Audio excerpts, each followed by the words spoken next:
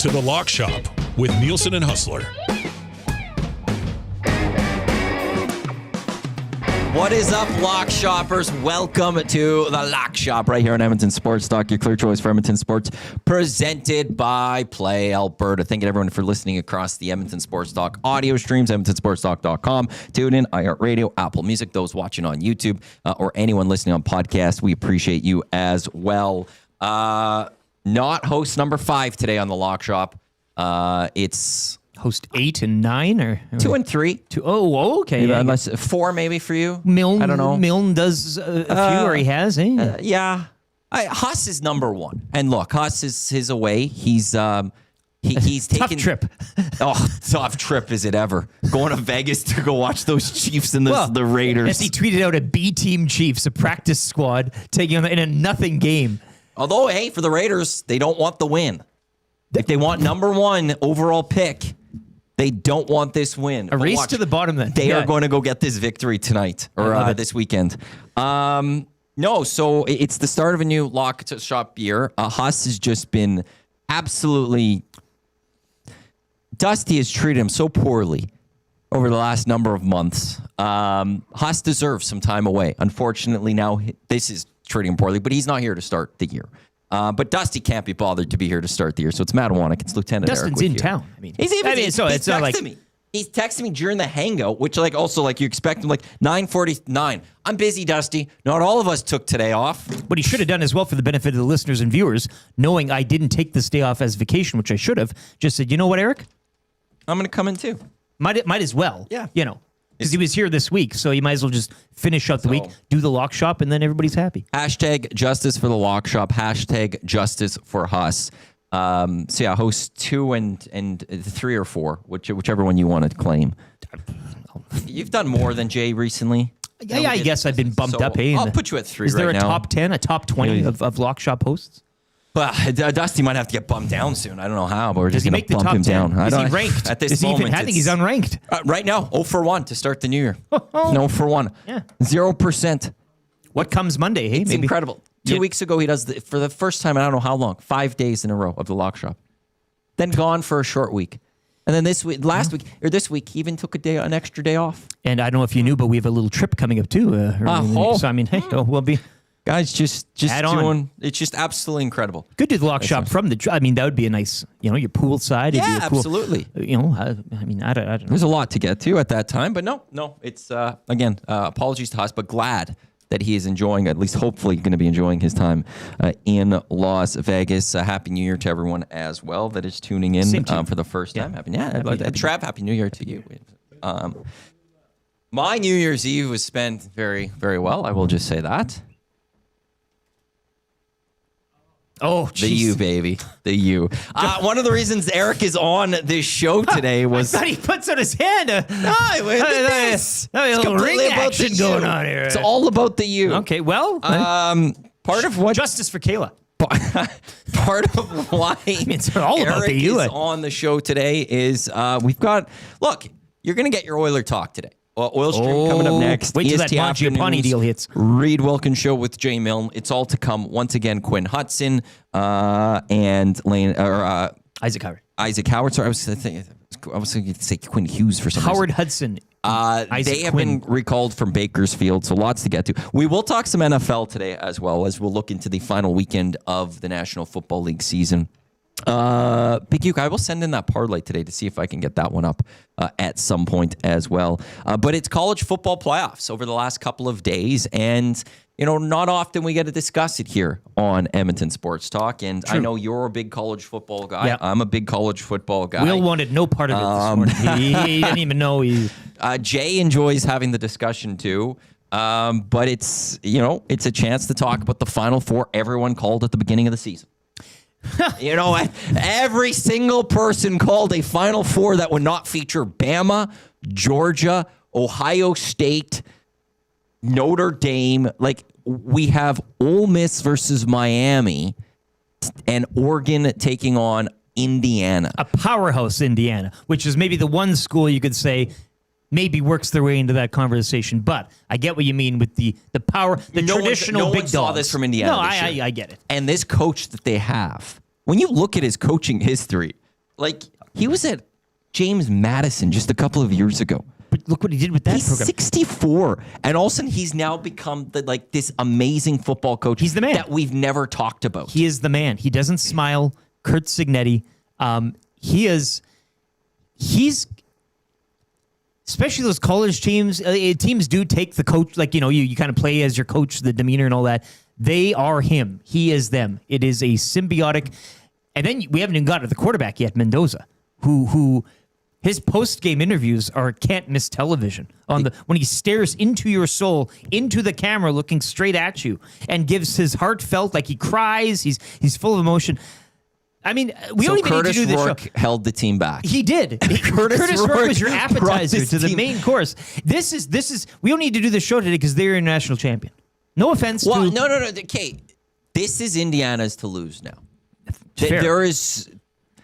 It's all set up for Indiana to go win, I would believe, their first ever college football championship. They hold the record for most losses all time, I do believe, across college football. Last bowl win, 81, I want to say, the Copper Bowl. They don't even have the Copper Bowl anymore. They're awful when it comes to bowl wins. I hear they're a basketball school mainly, but Hoosiers football isn't necessarily a powerhouse. They made a movie off of the Hoosiers basketball program. Yes.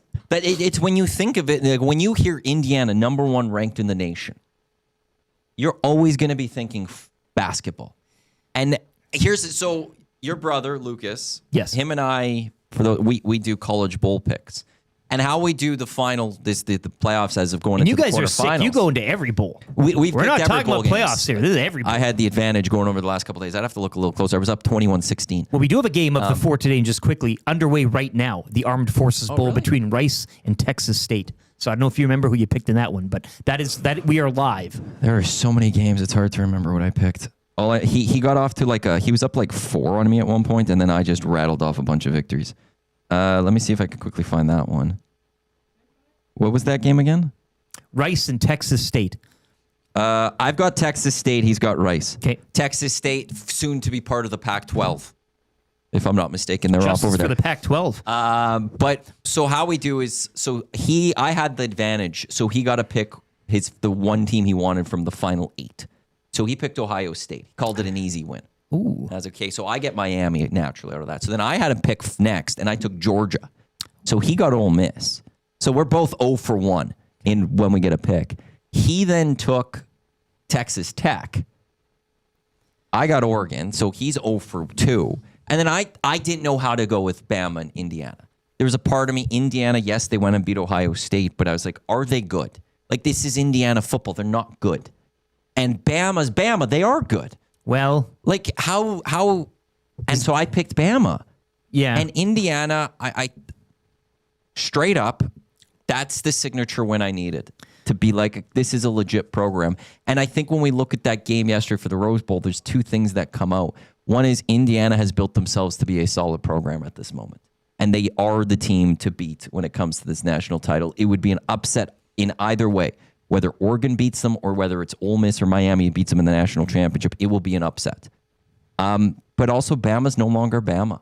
No, and we have to remember that now moving forward. The bloom's off the rose there. If we get into a discussion next year where they're a 3-loss team and we're talking about a 12-team playoff, they should be. Notre Dame should have been in over Bama. The conversation was who should have gone in, Notre Dame or Miami.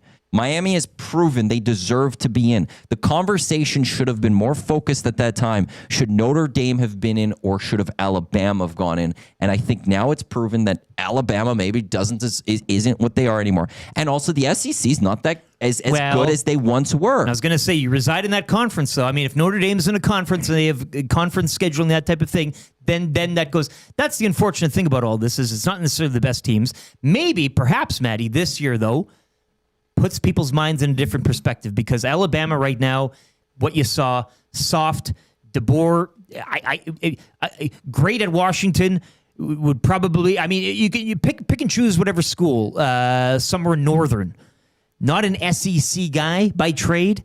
Alabama are a shadow of what they once were. And Indiana yesterday in that Rose Bowl looked like Alabama, running the ball, tough on defense. Alabama can run the ball. Indiana, I think, had more rushing yards than Alabama had total yards at one point or something such as that. The stats were amazing, but Alabama are a shadow of themselves. And again, it's just you go to the schedule, you go to the SEC, you see who they played, yada, yada, yada, and the name that carries with it. But this is it. I know that they were kind of lagging on the late Saban era, but this now cements it. Like you might be now going into this obscure land or this weird universe where you're playing in the SEC. That's great, but you might be finding yourself in a Cheez-It Citrus Bowl or something along those lines moving forward. Because and again, things can happen. It's recruiting and everything, but those old schools now have the disadvantage to the new NIL. We're now you're seeing other programs, and Ole Miss is the story here because of Kiffin. That's the one you kind of want to see from a selfish, if you're not following college football too much, the coach bolts, they still have the team. They're exciting to watch, well worth the admission. I mean, they are fun to watch. They're not a boring team. But it's not that they air it out. So the story's there as well. But you're looking at Indiana. You're looking at some other teams as well. I mean, Texas Tech went out and bought everything. Like they put the money into it. So now you can do that. And now it's a lot more open. And whether or not you want more teams in the playoff, I would say yes, because in a lot of these teams that had the bye, aside from Indiana, you have a month off from playing football. That was proven that it's may not be the best thing. There's sometimes. 7 of 8. The bye teams terrible, have lost right? 7 out of the. Indiana is the only Indiana's team the only one that has had a bye through 2 years that has found a way to get a victory. And what a victory it was. But when I look at college football, it looks like the Big Ten is the conference. Yeah. And with NIL money, talent is dispersing a little bit away from the SEC, and they're going to the Big Ten now, just because it's not our Big Ten that we grew up on. Sure, it spans the country. Yeah, you've got the West Coast, you've got Central America, you've got a little bit on the East Coast.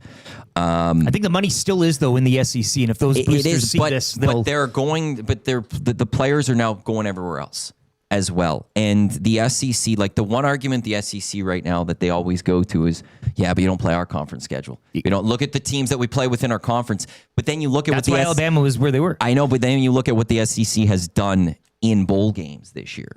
And Vanderbilt loses to Iowa.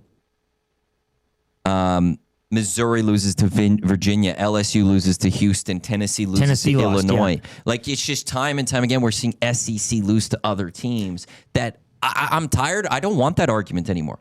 Don't tell me about this gauntlet that the SEC goes through now, because when the SEC now plays other conferences, especially the Big Ten, they're losing more often than not. Now, Texas beat Michigan. I'll throw that one out there.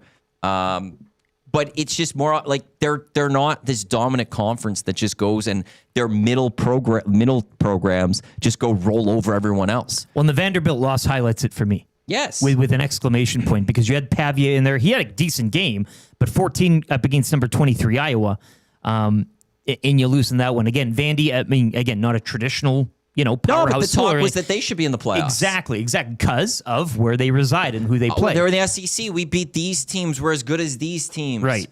Even Bama got in, big part. Like I said, Bama had the worst loss. When you look at Miami, Notre Dame, and Bama, who should go in? They had the worst loss. They lost to Florida State. They had the worst loss. But we were able to throw that aside because, their SEC schedule. Look at what they do. But, okay, the SEC maybe isn't as good as it once was. Even Oklahoma, I would argue as well. Oklahoma, absolutely. No business. I mean, that Alabama-Oklahoma game was the Big Ten, if it wasn't for a surprise, there was one writer I follow, Stuart Mandel, I think it is. He called Miami's win over Ohio State the biggest upset in the playoff history since we've had playoffs. We were this close. If Ohio State doesn't get upset by Miami, we would have had 3 Big Ten teams versus 1 SEC team. Now, in the end, it's 2 Big Ten teams. We're gonna have a Big Ten team representing in the final, and it's either gonna be the SEC or the ACC going to the finals. And the ACC, by the way, for the betting favorite on this. Miami's the favorite in this one. Yeah. Miami minus 3.5 going up against Ole Miss next Thursday, the 8th. And then There we go. When you look at the Hoosiers and the Ducks, Hoosiers 4.5-point favorites against the Ducks next Friday. I can't remember which bowl game that was. Well, Miami, it'll be number 10 Miami, number 6 Ole Miss from Glendale, Arizona. Yeah, that's the and that'll Fiesta be Bowl. Thursday in the Fiesta Bowl. And then you've also got on Friday the other semifinal, which will be number 5 Oregon, number 1 Indiana in the Peach Bowl from Atlanta. So those are your two, Peach Bowl and Fiesta Bowl. But yeah, I mean, as far as the U goes, Matty, and it's a great story. I didn't get a chance to watch the game against Texas A&M. 10-3. I know weather played a big part. They had Huge part. Pat McAfee's $1 million kick. I felt sorry for the poor bastard at the beginning of the game. I watched that part. The wind. The guy had a decent leg, and he's up there, and it's like, okay, this is it for all the. And the wind was just—he was close with the wind, but Miami's kicker missed 3 kicks in that game. Right. Texas A&M missed the kick. So was the 10-3 really indicative? Because I know A&M had a good team. They're at home. You figure in those first round games, I mean, you have the benefit of hosting from your own campus, which is huge. And College Station's wild. But was that one of those games too that you feel Miami got over? You get past it, and now you're like, okay. Now you feel like they've gotten where they've gotten because they're a good team. They're very physical. There's lots of good things to say about the Miami Hurricanes. But was beating Texas one that you saw coming? Or were you you're happy to be there, you're in the playoff, whoa, you go into you beat A&M. Now we'll see what happens because it's one of those funny games where you might catch a team that's maybe better than you, but on a day that's not theirs, weather or just a one-off into the conversation. I felt going into that one and Ohio State, I wasn't enough like, yes, we're winning. We're absolutely winning this football game. But I think Miami could go win this because I've seen there are 2 losses this year. The Louisville was just a bad game. I was watching it because had an Elks pregame show here that day, and I was just getting so frustrated with that Louisville game. SMU, they lost in overtime. Could have been a little bit better. But, when they took on top 25 teams, they won this year. And it started with that Notre Dame game that they were showing up. But I needed to see, Texas A&M was the one that gave me the more confidence of Ohio State because it's like, okay, I've seen enough of Miami football to know when it matters over the last 23 years, they're going to find a way to blow it. There haven't been a lot of big games in Miami Hurricanes recent history. Sure. Since they lost the Fiesta Bowl in 2003 to Ohio State, I think they had a Peach Bowl loss to Florida where they got decimated a year later. They had an ACC championship appearance where they lost to Clemson and got destroyed, but there haven't been a lot more big games that Miami has played. So I've always just been used to Miami blowing it or something that's happened over the last little time. And A&M gave me a little bit more, confidence in that one. But the weather was the one too, where I'm like, okay, well that kind of messed with the game. Yeah. And I don't know how then to judge Miami going against Ohio State. Right. Miami was good on Wednesday. Wednesday, yeah. Was that New Year's Eve? Yeah, Wednesday. Physical. The D-line, that Bain kid, is a monster. Why am I blanking on his name? He's the Canadian. I just was thinking about it a little bit ago. Where's this roster? There it is. Mesidor. That's right. Mesidor from Ottawa. I think Farhan had a post game with him on the field. Yeah. The 2 of them were just beasts on that D line through that first half. Ohio State their O-line had no answer for what Miami was throwing at them. And now, Carson Beck did not look good against A&M. Carson Beck looked good this past week. He was hitting his receivers for a 45 windows for a really old player for an old who's man. making a crap ton of money in college football. He was nailing his receivers and had a 13 straight completions.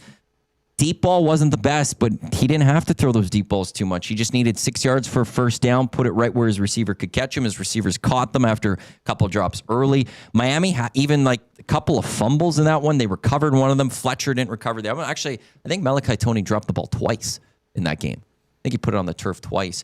That was a game where Malachi Toney barely it wasn't that much notice. We had a couple of nice blocks, but it was Fletcher Jr. that really was running that game. Then you saw Ohio State get the ball in the second half, and the D-line of Miami was a little tired. And they were able to have in their 2 big drives. They got touchdowns. And then Miami got a third drive. They got the stop that they needed, got a big sack. And then they didn't basically give that ball up again until they scored a late touchdown to take a 10-point lead, and the game was over. But Ohio State let them score that late touchdown. I was stunned by how dominating of a performance the Miami Hurricanes had in that game. And it gives me a lot of confidence that to me, they have a chance to go win this. It's Indiana's to lose. Indiana's the best team remaining. There's no question. But Miami's good. I think we had Mike Garofalo on our NFL analyst earlier today. He picked both upsets in the semis. He picks Miami over Ole Miss. He picks Oregon over Indiana. Didn't ask him why. Well, Miami's is the favorite. Betting, but I'm just saying ranked wise I see going what you're saying. Yeah. Betting favorite. I think a lot of people are going to be going with Ole Miss in that still. Again, but SEC. But it is a tough one to you can scratch it either way there. Indiana is the favorite there. Ranking in money. I'll let you finish there. Well, no, but I see the Hoosiers taking care of Oregon. That's not a problem. This Miami Ole Miss game is really intriguing to me. I did not watch the Cotton Bowl. I watched bits and pieces of the Cotton Bowl, caught a lot of highlights, didn't watch the Orange Bowl, but I did watch last night's Sugar Bowl. And I did watch Ole Miss play Georgia in the regular season in Athens, which they should have won. Georgia came back. They were host. It was a great game. This lived up to the hype as well and really rescued us on a day of like pretty pathetic quarterfinal bowl games, I guess, in the playoff. Texas Tech was just embarrassing. But Georgia, Kirby Smart, he's been there. He's done that. Georgia recruits. They get guys from high school. They play the whole program. They know what it is. They are the new Alabama. They have been the new Alabama for some time. So they're tough. For Ole Miss to go in there with Lane Kiffin gone, like you really didn't. I mean, look, they get Tulane. Okay, no offense to Tulane, and Ryan Meyer's a good friend of ours. He's big green wave guy. Always has been. But you like him to win that. Okay, so they get past that, whatever. But then you're thinking to yourself, well, can they hang here with the big boys in the SEC here? And they come up against Georgia last night, and they are, and as I mentioned earlier, bang for your buck entertainment. A lot of college football can sometimes be plodding. It can be boring. It can be mistake-filled. It can be running the ball and just defense, whatever. Trinidad Chambliss, Rough Riders neg list. Oh, yeah? This guy, and the story I know they were talking about on the broadcast a whole lot last night. Fresno State Bulldog. He wants a chance. He's waiting on the bench. He watched things happen. He then wanted to come to a competitor, wanted to come to the big leagues, wanted to come to SEC, whatever, play the big ball. He showed up. The lights were not too bright for him. He was playing in a pro stadium. What he can do with the football and how he can extend plays where he's pulling plays not out of a hat, not out of an ass, out of some dark hole that you would never think you could grab a play from. He makes it happen. He's got zip on the ball. It's really interesting. And their running game, too, is electric. He won Lacey's. Both 20-some touchdowns this year. It's a two-pronged attack there. And doing what they did against Georgia. Look, Gunnar Stockton, Georgia, again, I just... Not shock and awe you in the highlight department and big impact players, that type of thing, but a team that knows how to win, a team that will grind out results, and a team that will maybe run down your throat. Or they were bang for their buck money. The defense showed up. They outlasted the game. I mean, it was back and forth. It was a shootout, but they ultimately got it done under the bright lights against a team, against a coach that have been there and done that multiple times. And with Shark, right? Their new coach, the defense, they call him the Shark or whatever. They're playing now. This is one of those teams where it's like you can make a movie about it, and it's a great story. And I think that's very dangerous. And nothing against the U here. And I'm saying this. No. I think the Fiesta Bowl will be much more intriguing than the Peach Bowl with Indiana, Oregon, just because of these two storylines. ACC, the U, beating Notre Dame, blah blah blah. No, and then Ole Miss with this quarterback, two good quarterbacks in this, but again, Lane Kiffin bolting, and what a story it'd be for them. So I much more intrigue for me going into the Fiesta Bowl next Thursday, and a lot more, I think much more of a closer contest, hopefully, should be, between the Hurricanes and the Rebs. Well, it's funny, when you look at these Final Four teams, the historic program is Miami out of all of them. Yeah. They have the history of Ole Miss have nothing. Ole Miss has a couple national titles, but back in the 60s. Exactly. Indiana doesn't have a national titles. Oregon's a more recent, quote-unquote, powerhouse, but they've never won the national title. Like, when you look at the historic program that's around, it's the U, and they haven't been good in 23 years. Like, honestly, the win against Ohio State exercised some sort of demons from 23 years ago, which I'm very thankful for, but it's not over yet. But yeah, you're right. Like, here's a story that's on ESPN from a few hours ago. Ole Miss staff uncertain as Kiffin plots LSU transfer period as the transfer portal has opened. Like even that, there's still more turmoil still around. He's taking the whole defensive staff with him and everything. Like they're all offensive staff, and they're there, but they're doing double duties and they're trying to win because like how much do you want to like up? Lane Kiffin, even though he gets like $1 million, LSU's going to pay him that bonus if they win. But imagine if you're Lane Kiffin, you've done all this and your team wins a national title, and you can't even really claim that that's your national title because you didn't coach the playoff games. Oh, no. It ultimately matters, right? And imagine if he then goes to LSU and never wins a national title, but they win this year. Like, it is a storybook story here. The U's, though, trying to come back and claim that they're back here, and then the U is now returning to prominence, and this will help them maybe recruit and things like that. That game is going to come. The one thing Miami has, and they've proven it through their 2 games against A&M and against Ohio State, and we'll see how they are against Ole Miss, is they dominate on those lines. They have a great defensive line. Yeah. The concern from last game that I will say that they have to be careful moving forward is getting a little too tired and a little too fatigued because Bain and Mesidor really... They weren't as noticeable in the second half, through 2 drives, and then they stepped up. But then how's that defense of Miami, who have been solid, going up against the quarterback and the running back of Ole Miss and all that, and can they handle the athleticism? Ryan from Saskatchewan texted in 780-218-9999. The Miami defense is real good. If anyone can slow down Chambliss and Ole Miss, it is them. And that's the matchup. I mean, that's what I want to see. The test of your defense, Matty, your defense, against that explosive Ole Miss offense. That should be, that's what I'm really looking forward to in that semifinal. Do you know what sucks about Georgia losing, though? It could have been Carson Beck against his old school. That's a storyline, too. And he transfers away because they don't want him anymore. And the 45-year-old goes up against his old school and tries to get the victory against Georgia. I was kind of sort of hoping for that one. On the other side, Indiana and Oregon have met this year. And Oregon lost at home to Indiana 30-20. Right. So there's at least tape for this game on the rematch and see how this fully plays out. But I'll say the playoffs... They've been pretty good. I've enjoyed them for the most part. I don't mind them. A couple more texts. Needed more Friday night cheer practice for A&M. That comes in from Lucas. Dave in Section T says, with bye teams going 1-7 the past 2 years, do we go to 16 teams so the bye doesn't occur?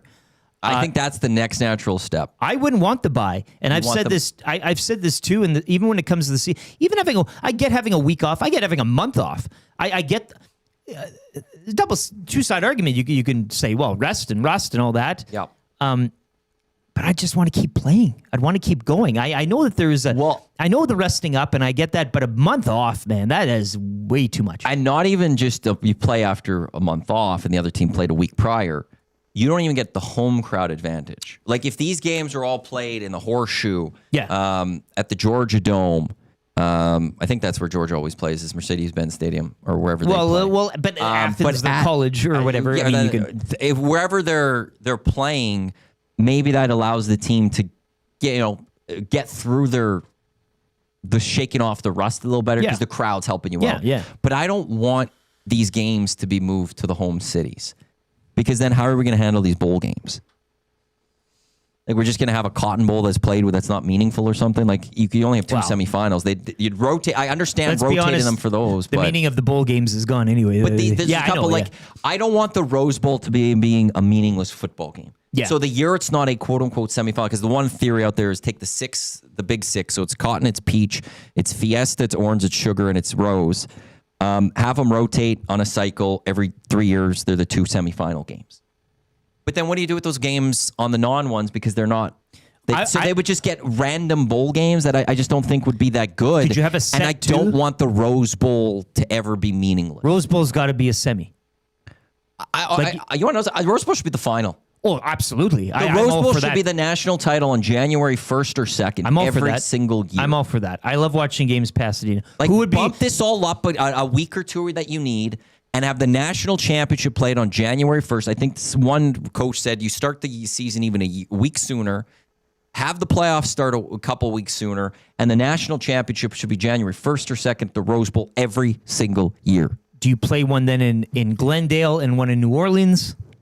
Or do you kind of national titles? The semis? Like if you go say Rose Bowl's your final, Then you want, because then you add another. You have to add another one to the rotation, but you would rotate between the Fiesta, Orange Bowl, Sugar Bowl, Peach Bowl, Cotton Bowl, and pick one more bowl and have them rotate as your semi. And then have the quarterfinals be played at the home stadium of the team of the top seed. And if you're expanding to 16, they're playing at home anyways. I'm all for it. I'm not a traditionalist when it comes to college football by any stretch. So I'm all for expanding everything, especially what we're seeing now. I really don't care how you do it. I don't care how you. I'm with you. I do like the importance of some of these locales and some. That's the one part of the tradition that I don't mind and that I wouldn't like to see go away. But if it's at the expense of expanding, well, the BCS used to be a rotation of 4 for the national title. Yes. It was Orange Bowl, it was Fiesta Bowl, Sugar Bowl, and it was Rose Bowl. Yeah. Those 4 bowl games will always matter to me. yeah. And I want to protect those 4 bowl games. Now, they're not all the same. You know, Rose Bowl is at its own level to me. But I want to make sure those games have somewhat of a meaning.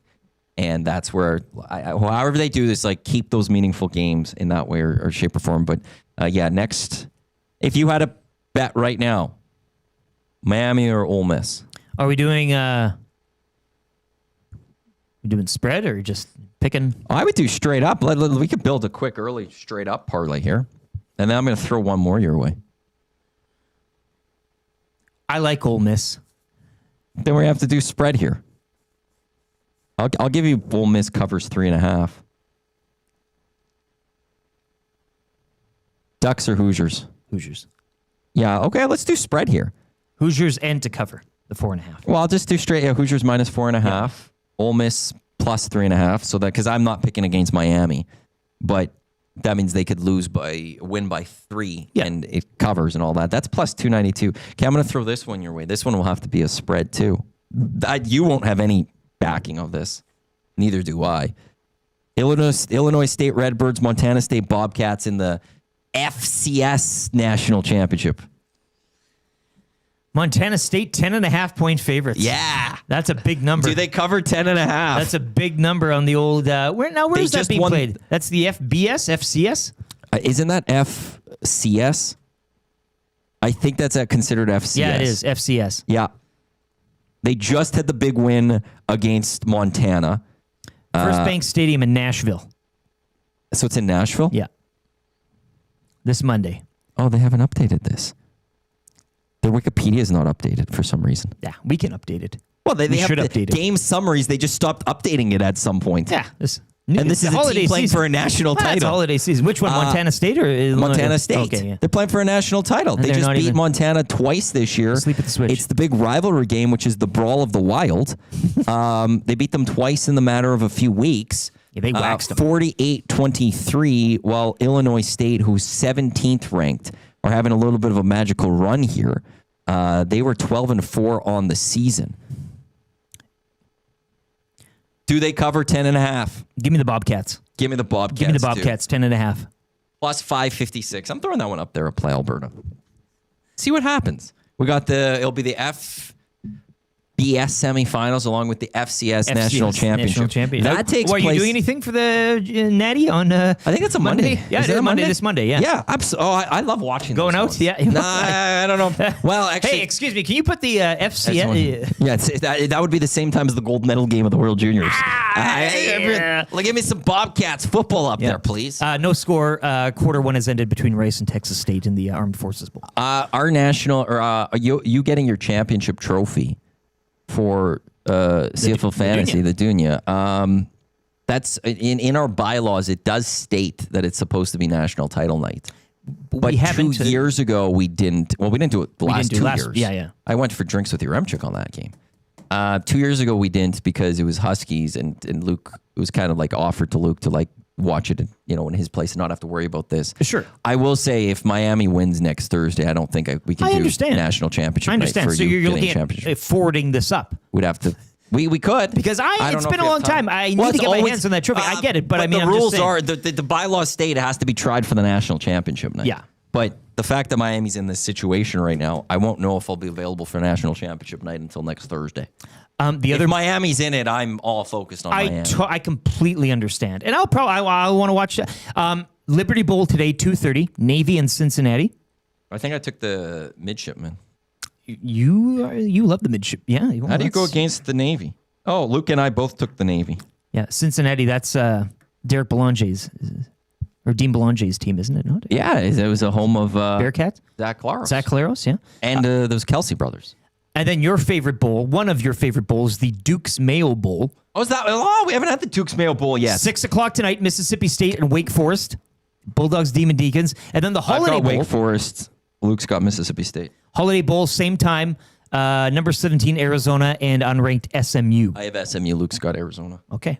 I will say this. Shout out to, and they're definitely not listening, Arizona State and Duke. They were playing in the Tony the Tiger Sun Bowl. There was a bowl of cereal, inflatable bowl of cereal on the sideline. I don't know if you saw this. And Duke scored a touchdown, and the players went in and jumped inside it. And then there's another cereal box somewhere else. And after Arizona State touchdown, they took a picture inside of it and stuff. It's just one of those, the players buying into the bowl game. You have to. Oh, you got Notre Dame who's like, we're not going to go to a bowl game because we're upset and all of this. Yeah. And no, go to these bowl games and embrace the bowl game that you are in. Signetti got the roses dumped on him yesterday. You see all those rose petals? I mean, it's one thing in the Rose Bowl, they grabbed the rose and they put it between their teeth, but they poured like a Gatorade thing of rose petals all over him. He's ensconced in rose. Bad Bar Mowers Pinstripe Bowl had a Gatorade container full of grass clippings, and they dumped it on him. I will say this, as much as the Pop-Tart Bowl has become the thing, the game for all of us, with all the everything around it. And that was cherry? Was that the flavor this year or something that they chose or something? There was 3 of them. Three of them, okay. But then one jumped off and ran away. And Have they caught him? Well, they say we haven't seen the last of him yet. You think he was the protein one. He's on the loose. I don't know what's going on with that one. But it's Duke's was, I think, the first, kind of recent memory, the first one to embrace who they are. And a few years ago, they dumped the mayo on the coach. Yes. And now it's the big thing where the mayo gets dumped on the coach. And I love the teams that embrace this. You're in a certain bowl game. You're not in the playoffs. Yes. Have some fun. Go try to win the football game, but have fun with the stuff around it because it is quite enjoyable. Especially if you're a school that doesn't always get there to these places. You might as well. I mean, if you're not a... And look, Duke could have complained. They were the conference champion in the end, weirdly enough. And they could have been like, no, we should have been in the playoffs. But no, they were in the Tony the Tiger Sun Bowl, which is always a wonderful setting in El Paso. Yes. One of the best ones to watch. They're there, jumping in a big bowl of cereal on the field. The one that confuses me, though, is the Texas-Michigan win, Texas over Michigan, in the Cheez-It Citrus Bowl. I know that sponsorship doesn't give a damn in today's day and age, but pairing Cheez-Its with citrus, I know their color scheme works, but the cheese cracker and the citrus fruit, do you eat Cheez-Its and then get orange juice dumped on you? Do you drink orange juice? Good point. In a vat of Cheez-It crisps? I don't like it. It's not a good pairing. The Pop-Tart Bowl used to be the Cheez-Its Bowl. Yes, and then they've switched. Now Cheez-Its and Pop-Tarts are owned by the same company. That at the Pop-Tarts Bowl you could get a Cheez-Its nachos. Yeah, okay. And now the Cheez-Its Citrus Bowl. I know they added Cheez-Its on their sideline, and they realized, we should add a little moment. Cheez-Its was great because a number of years ago because Cheez-Its used to not be available in Canada. Yeah, right. But I remember watching the winners just took boxes of Cheez-Its and they opened them up and they dumped it on themselves, and it was enjoyable. But what do you Citrus Bowl? You got to have some sort of juice thing lined up. Yeah, you got to kind of cheese and orange juice. Well, I hate it. At breakfast morning, you could have cheese with the orange juice, like a mimosa or something. I know you're trying, but I'm not. I will not be. It's not the same as a regular cheese, I guess. Orange flavored Cheez-Its, citrus flavored. Orange flavored. Well, maybe. I'm not getting down on it. It's got to change. I'm sad. Bowl season's almost to an end because today it kind of ends. Well, we're down to the playoffs. That's I know. We're just down to the playoffs. Get it in you today. Get your Duke's Mayo. You go home, have a hearty jar of Duke's Mayo. You can just chow down on that. Yeah. Oh, I'm going to shed a tear tonight. We have to wait another year to the next bowl season. Still scoreless in quarter 2 Texas State. I'm stunned my Hurricanes are still in this moment. But you like the Hurricanes. Obviously, you're cheering for them to go all the way. Yes, but this is. I didn't expect this. This is great. Except even I was asked before the game on the Cotton Bowl, how would I react after? And I was like, well, if they lose, I don't think I'd be too upset. Initial moment, I'll be upset. But I'll get over it because I didn't expect them to fully get there. And they're going up against Ohio State. If they lose to Ohio State, as much as I hate Ohio State, I figured better team, so I could live with that. But I also said it depends how you lost. And with them having that 14-0 lead, if they blew that game, I would have been pissed off. That's just it. So while I am excited about Miami, and even if they lose to Ole Miss, I'll be like, hey, well, it was a nice run to see the Hurricanes back. We'll see if we can do it again next year. I don't know who their quarterback's going to be next year, though. If they lose a game that's heartbreaking, I'll be annoyed. Rod Zawacki in the nasty chat. Rod Z, baby. Bet on Mario Cristobal in away or neutral games after allowing 17 points or less in 3 straight games. Cristobal's record as coach of Miami 5-0 against the spread. He has these weird stats. He explains to Dusty and I how he gets all those. And he should be a host on this show, too. It'd be Add him to the else. list. Rod, you could be host else. number 36 on the Lock Shop. Yeah, just bump Dusty down one more spot. Why not? Just keep bumping him down We're on all counting. of that. We got NHL or NFL this weekend, week 18. Well, yeah. Couple important games. Couple. Well, we'll start Saturday and work our way to Sunday night. Well, Panthers-Bucks. Not as important as we first thought. Well, because it may all come down to what this happens between the Saints and the Falcons, which is weird. okay, yeah. How much do you not want the Bucks to win this? So it I don't comes want down anybody to that in that game. division to win. I hate the whole division sucks. I never find it exciting. I find it very bland. I find the teams bland. I find the locations that is college. They don't the pro That's teams action. Well, whatever. Yeah, In a way. Yeah, it's just they don't care. Nobody cares. I don't care, but we will care to talk about it. Yeah, and the Bucks, apparently the Glazers don't want to fire Todd Bowles because they don't want to pay him money. Where have I heard that before with the Glazers not spending money?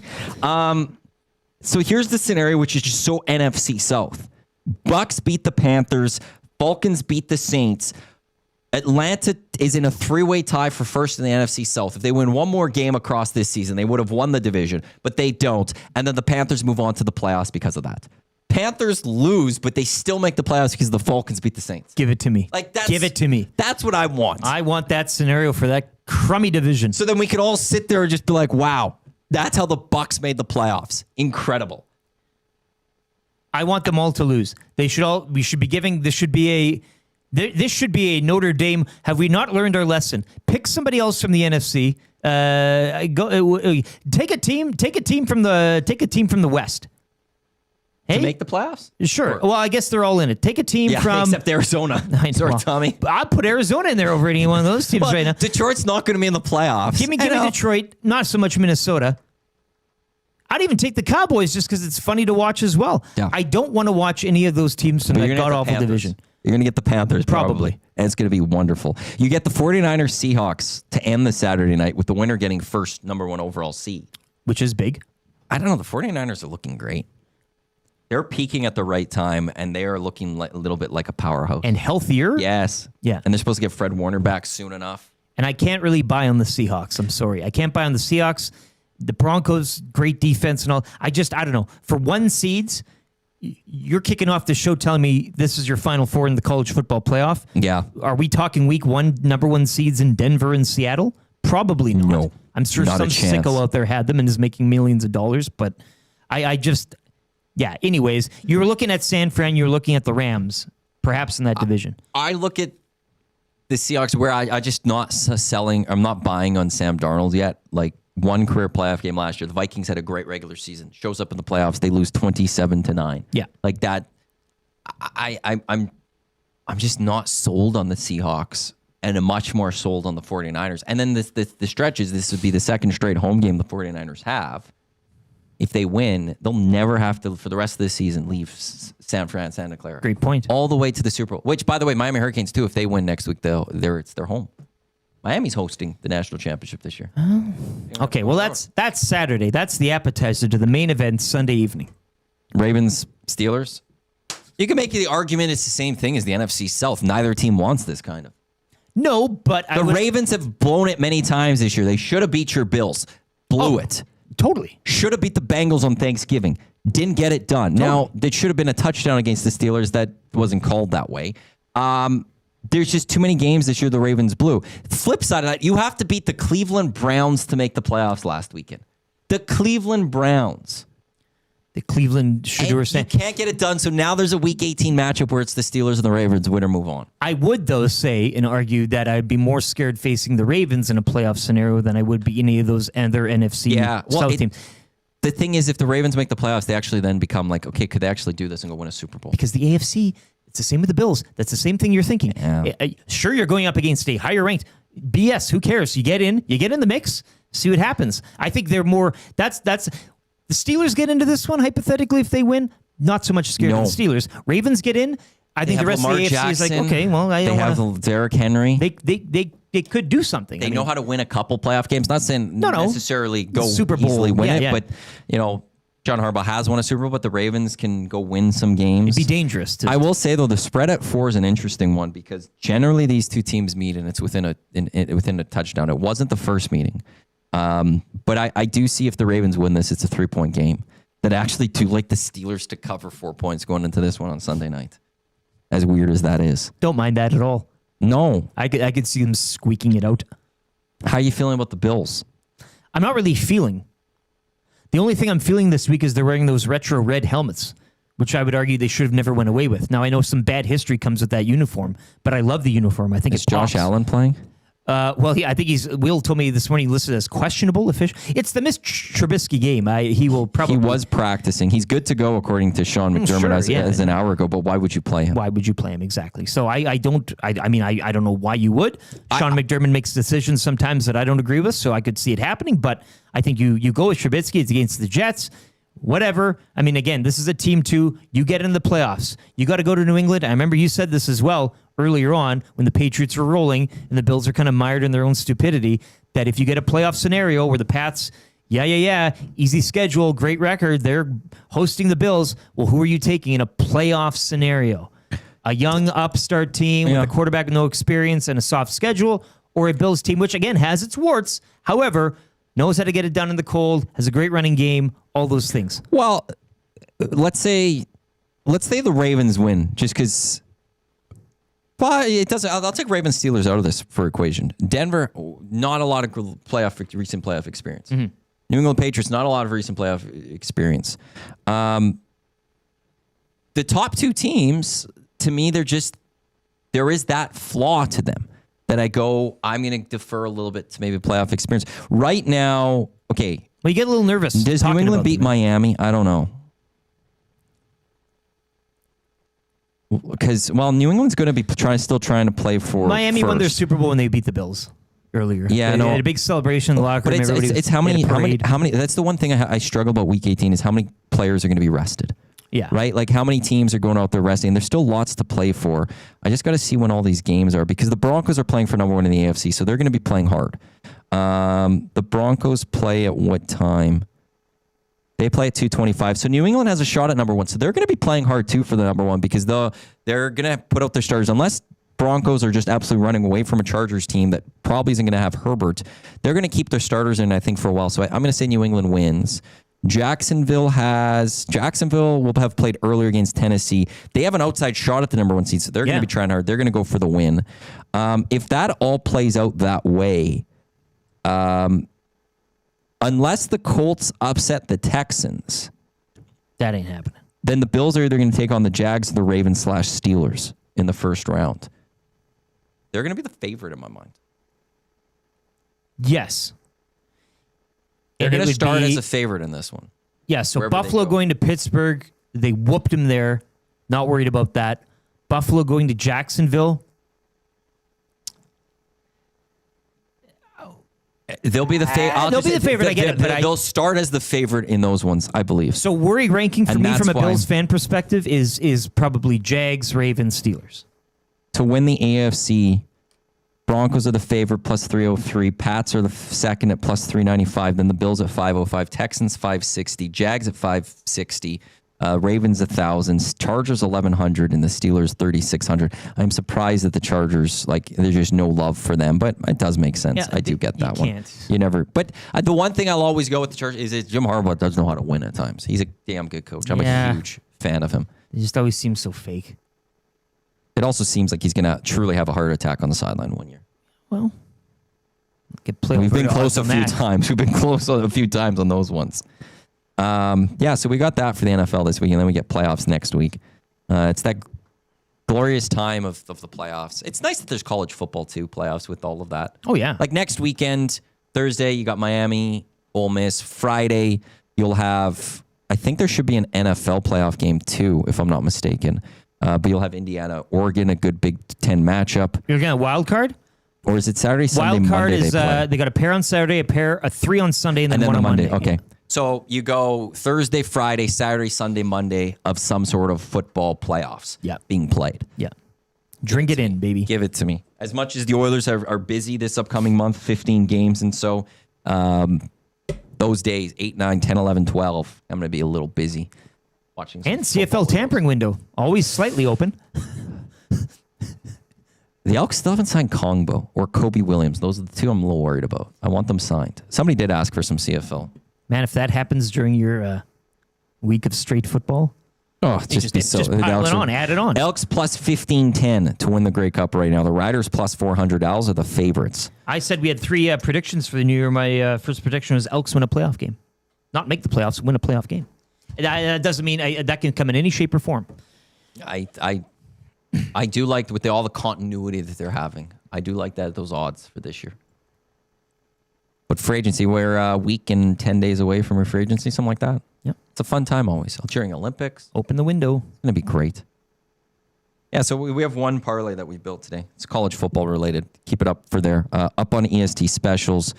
Jay will have his play of the day. The Screw It, Let's Do a parlay will go up. And Big Uke had sent me a big bet from the weekend or a couple days ago for the NFL. The DJ Gen. They built something that I don't even know how many legs are to this. Let me see if here's Big Uke's text. It has 1, 2, 3, 4, 5, 6, 7, 8, 9, 10, 11, 12. A 13-legged parlay. 13 leg. Couldn't get to 14, parlay. We'll send it to Play Alberta and see if they could do it. They couldn't do it when I sent it in on Wednesday. They didn't have the props up yet. So we'll see if they have those props up now.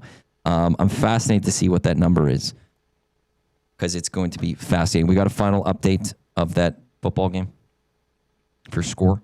Yes, we do, and we do have a score, actually. We do have a score to let you know, and spoiler alert, if you are PVRing this, maybe at work or something you want to watch later. Armed Forces Bowl. The Armed Forces Bowl right now in the second quarter. Your Texas State Bobcats holding a 7-0 lead over the Rice Owls. Boom. Go Bobcats, baby. Bobcat Nation. That's why I picked them. How do you make it a B? Can you make it a... Well, I guess you could go like that. Yeah. That's a little bit like a B. Sure, why not? I guess I could have done it that way. Bobcat Nation, soon to be members of the wonderful Pac-12 that will feature 8 football members, 9 sporting members because Gonzaga's joining. Yeah. Nevada? Are they part of the... it's a lot of states. States, yeah. If you go to the future, I think of the takeaway Gonzaga, I think everyone else will be a state. So they're future members. So it's Oregon State and Washington State right now, my Cougs. Boise State, California State, Colorado State, Gonzaga, San Diego State, Texas State, Utah State. Oh, yeah, no, so they're all states. Every football member of the soon-to-be Pac-12 next season is going to be a state. Call it the Big State. The Pac State. Pac State? Big Pac? Glorious time, glorious time. This was a fun lock shop. Yeah, I really enjoyed 2 it. and 3. We got to do this again. Absolutely. Well, there's lots of opportunities because the one guy generally just doesn't show up. Yeah. And I'm sure Haas, just because, it's just so offensive to Haas. There could be other times you'd be like, Haas, you could take a little bit of a time. Or we just do it with bring Haas on. I know Veer Montenegro even wanted some Wolverhampton West Ham. Is that today? Leans. No, that's going down. Premier League ramps up again. No, there's no match today. But tomorrow. West Ham Wolves tomorrow at 8. You got Serie A today. Milan Cagliari. They are going at 12:45. Christopher Nkunku. Jonathan David needs to transfer away from Juventus. You got a big match Sunday morning, Man United Leeds. That's a big rivalry. They've wasted so many points this season. From Ellen Road. 5th, I think, or is it 6th? I think they're 6th. That's a big match. 2 points lost to Wolves. The Wolves. I watched that at Hudson. I was actually next to a guy from Salford. Really? Man, you guy. He's there. He had like 10 beers in him. Yeah, no wonder. And his girlfriend's Liverpool fan, so he's sitting there. And they scored that late goal, but it was ruled offside. And he was like, and then he went down again. And I was like, Getting so pissed. Yet Chelsea makes a change. Oh, yeah. They don't care. I know. Who would have predicted, though, that Chelsea this year would have made a managerial change before Manchester United? He's Lieutenant Eric. I'm Matt Iwanek. That was the Lock Shop presented by Play Alberta. Download the app. Visit them at playalberta.ca. Coming up next, we've got the Oil Stream. We've got EST Afternoons. We've got the Reed Wilkins Show with Jay Milne. Tomorrow, GCLD's Oil Stream pre- and post-game shows will get you set for Oilers and Flyers. Before that, at 10 o'clock, we do got Hello Hockey. Thank you again, everyone, for tuning in to the Lock Shop here on Edmonton Sports Talk. On behalf of Eric, I'm Matt. Thanks for tuning in. Oil Stream coming up next here on EST presented by Play Alberta, your clear choice for Edmonton sports. Don't go anywhere.